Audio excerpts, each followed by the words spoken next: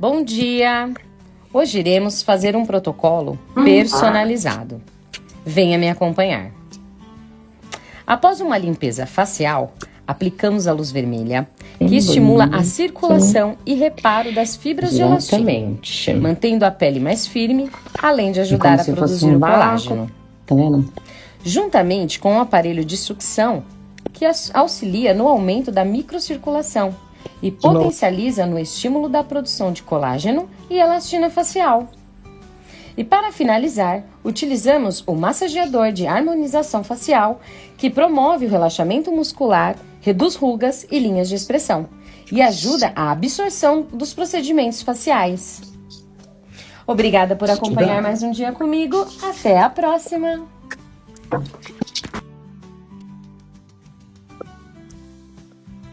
Obrigada.